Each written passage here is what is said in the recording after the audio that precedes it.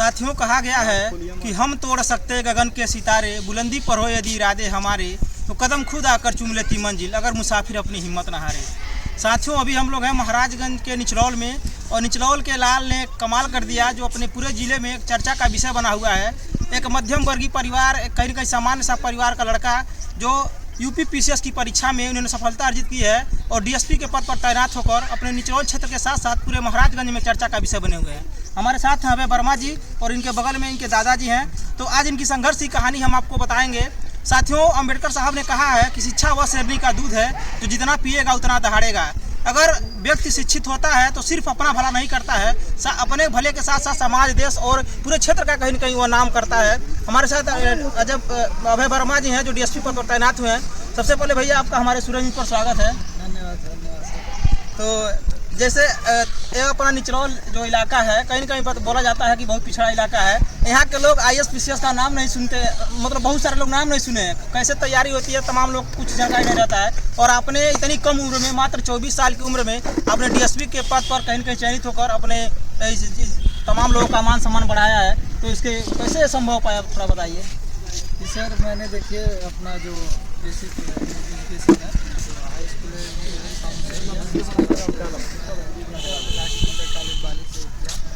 फिर 2016 में मैं इलाहाबाद चला गया आईएएस की तैयारी करने। सोचा वहीं से ग्रेजुएशन करूँगा, तो मैंने यूनिवर्सिटी ऑफ इलाहाबाद से ग्रेजुएशन किया, BA में एडमिशन।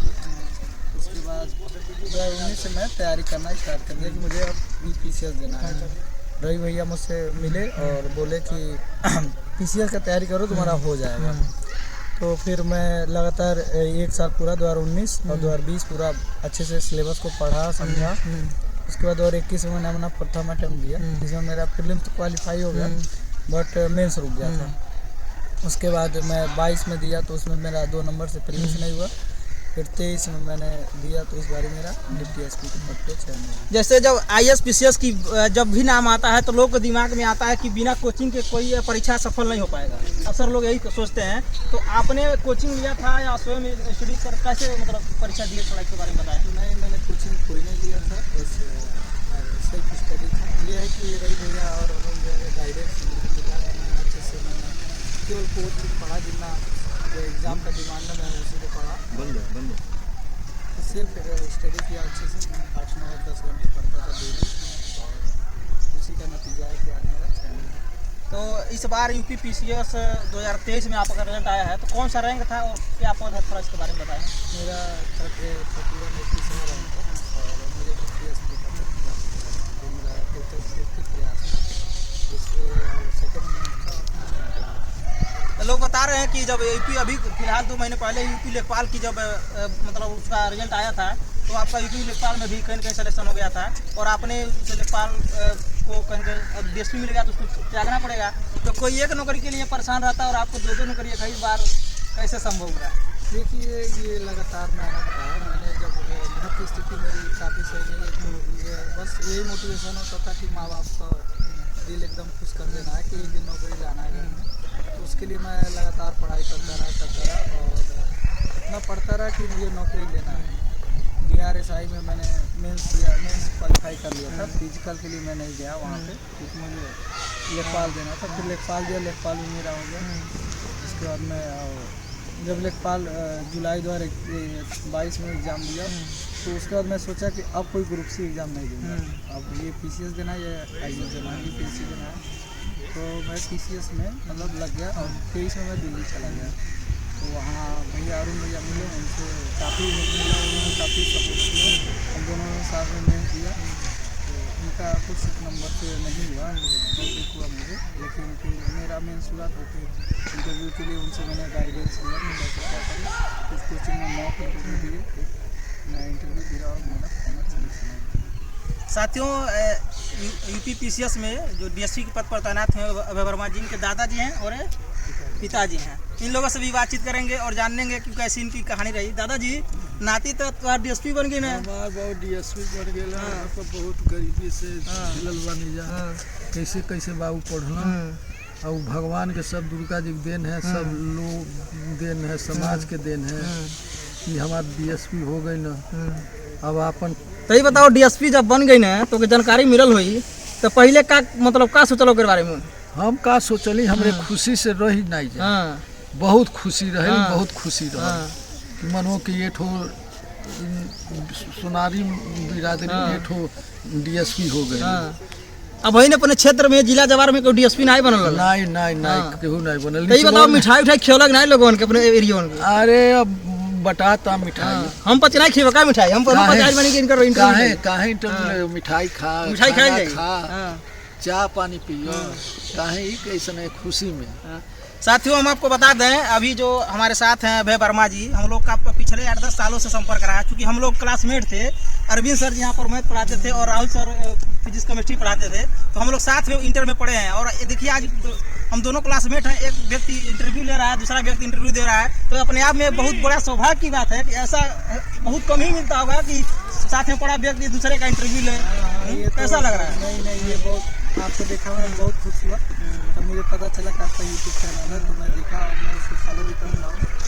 तो मुझे बहुत खुशी हुई कि मेरा एक मित्र एक यूट्यूब पे है और दूसरा मित्र इंटरव्यू लेने आया है। साथियों जैसे जवाहरलाल नेहरू पीजी कॉलेज महाराजगंज में हम लोग राजनीति शास्त्र से एमए किए हैं, हम भी किए हैं, ये भी साथ में लोग किए थे और अक्सर मुलाकात होता रहता था। क्योंकि जब इनका रिजल्ट आया तो हमारे पास नंबर था, लेकिन हम पता नहीं कैसे नंबर डिलीट हो गया, संपर्क नहीं हो पाया। हम घर पर ही चलकर बातचीत किया जाएगा। और समझ लीजिए हम इंटरव्यू नहीं ले रहे हैं, बचते इनका हाल चल लेने आए, क्योंकि इंटरव्यू अनजाने व्यक्ति से लिया जाता है। और जो व्यक्ति दिन रात साथ में रहा है, हर परिस्थिति को समझ रहा है, वो क्या दूसरे का इंटरव्यू लेगा। लेकिन इतना जरूर है कि इनका जो संघर्ष है वो काबिल तारीफ है। और आप लोग इधर पिताजी हैं, थोड़ा इनसे भी बात चाचा क्या हाल बा? आज तो बढ़िया बा, बेटा तो डीएसपी बन गई।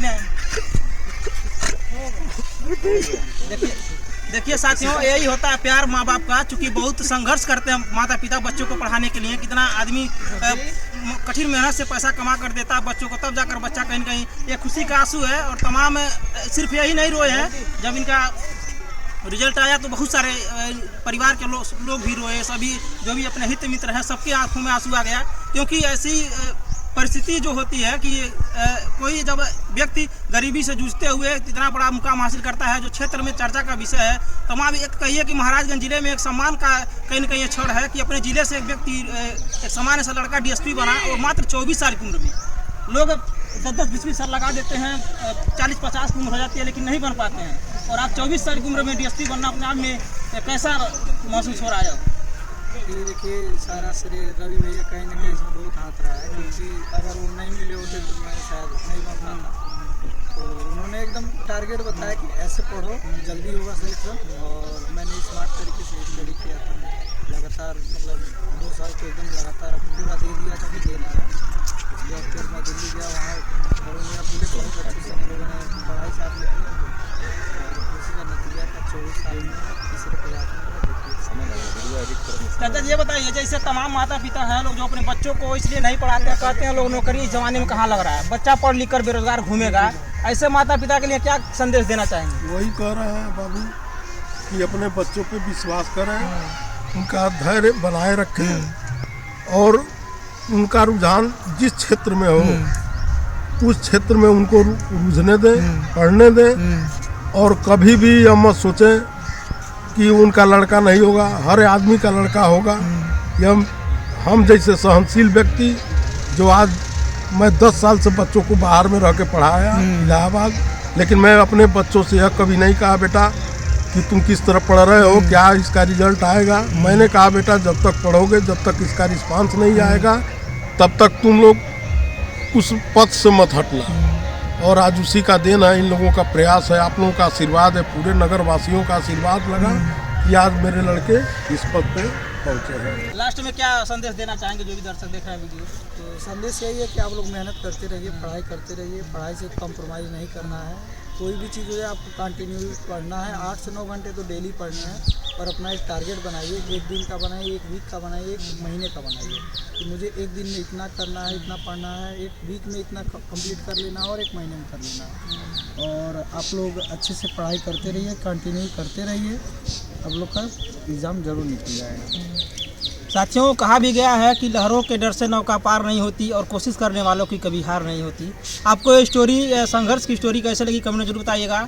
और फेसबुक पर देख रहे हैं तो पेज को फॉलो कर लीजिएगा और वीडियो को शेयर जरूर कीजिएगा, क्योंकि तमाम लोग इस वीडियो को देखकर कुछ सीखेंगे। और यूट्यूब पर देख रहे हैं तो चैनल को सब्सक्राइब कर लीजिएगा। धन्यवाद दोस्तों, जय हिंद, जय भारत।